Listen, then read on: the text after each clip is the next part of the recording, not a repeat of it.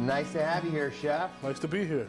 Great to meet you and be able to have this opportunity to talk to you. Yes, sir. So how long you been here at John Knox Village? I've been at John Knox a little over 5 years. Oh, fantastic. And how long you been in food and beverage? Food and beverage, actually, with this position, just 5 years. This has been my first position in food and beverage. So how did you get to where you are today? What was your journey in becoming a chef? From as a little kid, I've always loved to cook. I didn't realize it until I turned 18, and my mother was like, well, you graduated from high school, you need to do something. And she's like, well, you always like to cook? And I was like, did I? And she was like, yeah, think about it. And then I go look back at old pictures and everything, and all my toys had to do with food. Is that right? Everything had to do with food. Was this an influence from your mom and your grandparents, or not really. where do you think? Not really. My grandmother on my father's side liked to cook. And she did tell me when I was like around 3 or 4 years old, when she used to cook, she used to send all the kids in the basement to go play, and I was the only one that would run upstairs and peek through the door and watch her for hours. That's so funny. I'm assuming maybe that had something to do with it. I'm not sure, but so really, from a very young age, you've always yes. been interested in the kitchen, and cooking. I had cookbooks when I was like 5, 6 years old. No kidding. That's awesome. Yeah. So then what happened? I mean, obviously you had to get paid for it at some point. So now you finished high school. What happened then? So I went to Culinary School. Okay. Schoolcraft College, Livonia, Michigan. Nice. Studied under 5 master chefs and 1 master pastry chef. Nice. I graduated in 2001. Okay. And it was only like 3 master pastry chefs at that time. Wow. So nice. it was a good 2-3 years to get into school. First year I failed. Okay. Like straight on my face, like just. What do you think that was about? I just didn't develop good studying habits in high school. Fair enough. But it really bothered me because it was something I wanted to do. Sure. So I mean, I was crying and everything like that, and my mom was like, just go back and do it again. I'm like, well, it's like a 2-year wait. Thank God they got me back in right away. Because someone dropped out, and once I got in there, I never looked back. I said, I'm gonna get the best grades I possibly can. Good for you. And just continue through that. Perseverance. Yes, sir. Awesome. So you finished the 2-year program. You have an associate's degree? Yes. Very nice. So what happened when you graduated? Where'd you go? I worked in different types of places in the Detroit metro area. I'm from Detroit. Okay. Country clubs, franchises, restaurants like that. I think the only place I never worked in was a hotel. Okay. Or cooked in, rather. So were you on the pastry side or the cooking side? The cooking side. Okay, good. Yeah, yeah. And so it started out as a line cook or what? Yeah, just start off as a line cook. You know, when you come from a school that everybody knows, you get like the in. So you go to like the prestigious restaurants, they kind of let you in because you know you went to that school, you know, and so you know you look to be like the best. But I graduated. I went at the top of my class. It was people better than me, so I still had a lot to learn after I graduated. Right. Yeah. Well, there's nothing wrong with that. No, You know, I'm still learning. I was about to say, this is a lifelong journey to learn and be exposed to new things. And, yeah, that's awesome. I love it. So, so you worked in the Detroit market, different F&B type of operations, back of the house. Yes, yes. Nice. On the line cook. Pardon? I said line cook. Line cook, right? And then what was your first exposure into, say, supervisory or management? When I moved here, okay. I worked a little bit at the Cheesecake Factory for a couple of years. Okay. And then. So when you say move here, you moved to the metro Kansas City, Missouri area, working for Cheesecake Factory. Yes.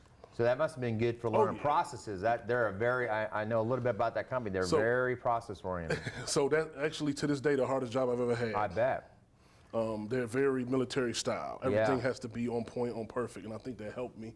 It was very, very difficult, but you know, I've became one of the best line cooks they had. Wow. And I mean, from what I understand, their line and the number of sauces that are on that line and soups, correct me if I'm wrong, we're talking dozens, right? Yes. And they're made fresh every day. Every day. Wow. Yeah, like at the Courtyard right now, we have 3 on the line. We have 3 stations. The Cheesecake had like 12. Right. And you need at least 2 or 3 people at each time to run that wow. one station. And you learned all of them? All of them. Wow, that's awesome. So that was so that's where you learned your processes and discipline. Oh, and yeah. Very nice. And then I wanted to move up and become a kitchen manager. Right. So I was waiting to do that, but then I got an opportunity to kind of be like a sous chef at a retirement community up north. Oh, really? Yeah. I read something in the paper and they said they was looking for someone, and I applied and I got the job. Wow. And I had a lot of freedom to do different things, but that's when I started my career as far as like in this industry. That's fantastic. Senior industry. So how many years ago was that? I was there 10 years. No kidding. So I've been in the senior community for over 15 years. Good for you. Yes.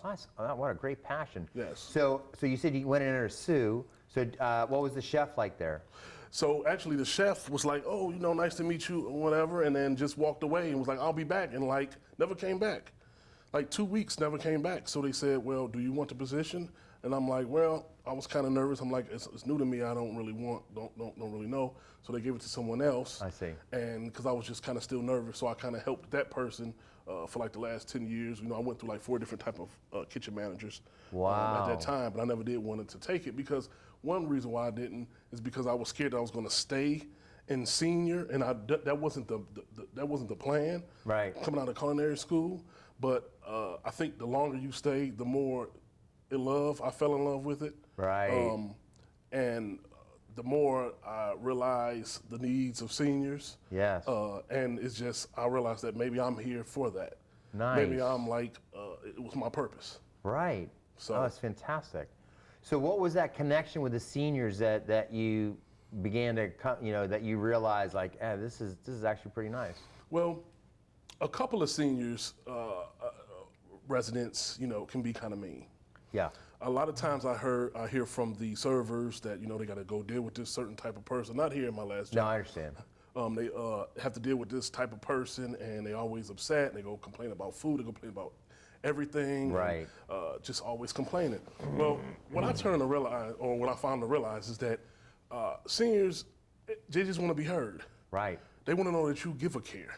Right. So I said, you know what is what I'm going to do? I'm going to go out there and I'm going to have lunch with that person. Smart. I sat down, had lunch with this person. I did this with numerous people, numerous residents, and I just dialogued, told them about myself. They told me about themselves. Yeah. I learned more about them. We broke bread together. We talked. We laughed. Nice. And then I just every once in a while I just keep going back and develop that relationship. Nice. And then that person just seems to kind of get a soft spot. And just kind of just becomes easier to talk to and easier because I think they just want to know that you care. Right. That you just care about them. That's absolutely the truth. Wow, good for you. That's an incredible observation and a lot of wisdom there. That's fantastic. Wow. Yeah. So basically then you just started really engaging with them and realized that these are just real people who have needs and and I started just like playing- anybody else, really. Well, yeah. And I started playing with different types of food to just to push the boundaries, Yeah. to take them out of the comfort zone. And a lot of times they're a little bit hesitant, but then once they taste and they like wow, and they get excited about it. Yeah. And just do different things like different events and like I might go out there and do like a table side dessert or Right. something where I flame some bananas or something like that. It's just they want to feel. I just believe that they want to feel like you care and that you're putting your best forward. Right. I mean, we're talking about people that already live their lives. Right. They earn the right to be treated like kings and queens. I haven't been there There yet. you go. I mean, really, I love that. that's the truth. It's absolutely the truth. And then when you get to learn about them, some were doctors and in the office and carpenters and stuff like that. And it's like they work their butts off to be where they be. Right. They deserve what they want and how Right. they want it. And it's just I would want that for myself. Wow. So that's how I Isn't look that at it. nice? That aspect of empathy and connecting with people and really, treating others the way you want to be treated. I mean, this is really what this business is all about. Yes, sir. know. Well, it's serving. All we're It's doing is exactly serving. right. Everybody's serving. You serving, right. I'm serving. That's exactly right. It's just about serving. Too many chefs I see coming out of school or working in hotels or restaurants, becomes about them. Oh yeah. And that, I think, is a mistake. And I think that's where, you see the burnout, you see the guys who get, and gals who are a little bit uptight and very stressful environments and stuff because they're always trying to prove themselves and it's all about them. But when you change that to looking out to the dining room and realize that's where the focus needs to be. Oh, yeah. And it comes off of you. Oh, yeah. And suddenly, I think the culture gets a lot healthier. It's a lot better, isn't it? Yeah. So in terms of your process, in developing your recipes, I understand that you change up your recipes and your menus throughout the year. Yes. So tell us about that process. So we do that twice a year, spring, summer, winter, fall. And, we try not to do the same thing over. Right. We always try to implement fresh ingredients, fresh fish, steaks. We cut our own steaks, we cut our own fish. We make, I think we're like 95% from scratch right now. Wow. Of course, we don't have time to be just like 100% from scratch. I don't have time to make pasta and things like that. Right. At this point, but sauces and different things like that. Everything is just, we got a herb garden in the back. Nice. So we can pick our own herbs and flowers, edible flowers and things like that. Wow. When you cook for yourself, what are the kind of things you like to make for Chef Tim? So I'm in the gastronomy. Yeah. Yeah, molecular gastronomy. So I do a lot of that at home. Really? Yeah, and I just play around with, foams and bubbles and taffy and different things like that. I got all the things in order to make that. So that's what I like to do in my spare time. I'm trying to get better at that. Really nice. Yeah. Do you see yourself ever introducing your residents to any of that kind of stuff? Well, I've done it in the past, little by little. Just probably just little by little. I'll come out with like a foam or something, like a strawberry foam on a dessert. Oh, nice. And they be like, oh, what's this? And at first it was a little, they were a little hesitant, but I think out of 5 years now, they're starting to really, really open up. Yeah. Because, we serve things on boards, not just plates. We do we did it in a brown paper bag one time. I did fish wrapped in cedar plank. Yeah. We do things in coffee mugs, camping mugs. Yeah. So we do a lot of different things like that. Create a lot of interest. Yeah. I worked for a guy once, and he used to say, food service is show business. In the sense, with residents and patients, it's like it's a show business. It's like you're there to. There's some entertainment. It's about that interest. It's about engaging, with that person eating your food. I agree. Yeah. Yes. One of the things that obviously you've gotten to now. You've been doing this for 15 years. I think it's interesting. You seem to really push yourself to satisfy the needs of the residents, because a lot of people don't realize, it's like not all residents have a kitchen in their apartment. Right. They're counting on you to feed them every day. Yes. And a lot of these people have walked away from their own home kitchens. Yeah. And they don't cook for themselves anymore. Yeah. So they count on a guy like you to bring that to them. Exactly. And they sometimes they give me recipes of things that they used to make and be like, they want to be reminded of home. Right. So we do those things, and sometimes I put my own little twist on it. Yeah. Just for something new. Try to keep, I know that the times are changing. I want them to feel like they're involved in that. Oh, good point. A lot of times I don't want them to think they have to leave from the village to go try a meal that they'll go, they got to go out of state to try. Right. Or a place that got like a Michelin star. Right. I'm trying to bring that here. Yes. So. I heard about it. I know a chef down in Tennessee. He had done a program, this was a couple years ago, but he did an Around the World series one year where once a month they would research a country, find out what the top restaurant was in that country, and they find out what some of the recipes were, and then they try to duplicate it on site. That's a great idea. Yeah, and so it was a reservation only type thing that they had. It was like a progressive meal, like 3 or 4 courses with wine and all that kind of stuff. And that was their, that was his creative outlet. Nice. Yeah. I thought that was actually really, really neat. I appreciated that. Well, this has been the first job I've ever had that I have this much freedom. Right. And it's a wonderful thing. So it's just, you can't just go anywhere, and a lot of times you work for chefs or up under chefs, and they got their way of how they want it to do. And so what I do with my cooks is I involve them. Yeah. I say create something. Let's order a fresh fish, and I want you to create something. I think it's my job to get their memories jogging and going. Up to speed. I'm the captain. I got to lead the ship, so I want everybody to kind of have a positive influence on the menu. So you bring it to them and say, okay, guys, we have an opportunity to bring in some whatever, flounder or whatever. Right.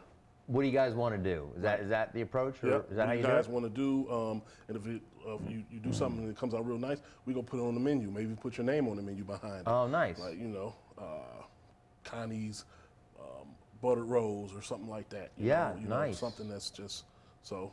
It's just in getting the people involved. Really, it is a team in a kitchen. It's impossible. Any chef that thinks that the kitchen just revolves around them, they're just missing the point. It takes the pot washer, the dishwasher, all the cooks, everybody to make a kitchen run, doesn't Yes, it? sir. Wow, that's awesome.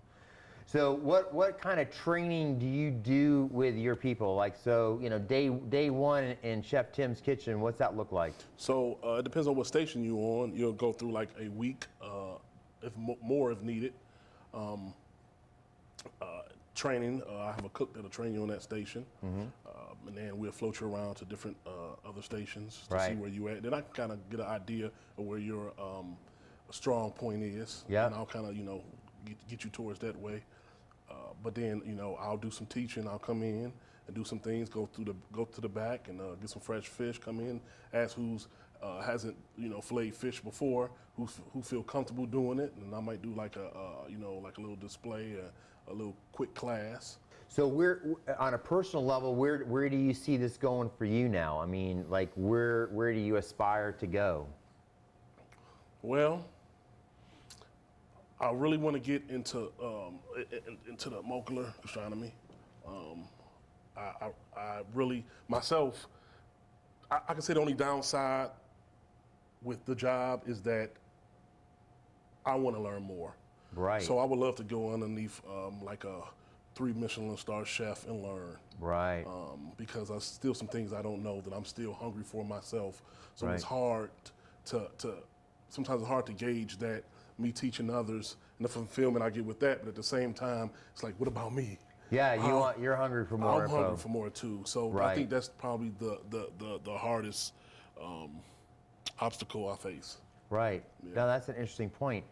But I think there's, we get creative with that and we think about it. I'm sure there's ways to fulfill that, because the fact that you found yourself in an industry that needs people like you, I think you even said it, it's like you kind of found your purpose. So there's got to be a way that other piece can be, brought into all this. I also think that, me doing it at home is helping me a lot. I got like a lot of cookbooks on like the top chefs, and I just read and read and read and read. Is that right? Yeah, I go home and I like cook and read, and people think I'm like nuts.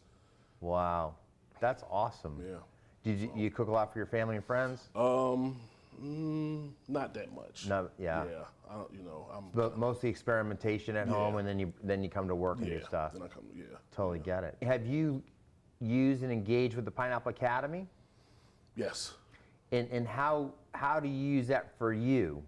Well, for me, as far as the Pineapple Academy, what I like about it the most is that it starts from the base. You guys start from the basics. Right. People come in from different walks of life. Right. Different levels.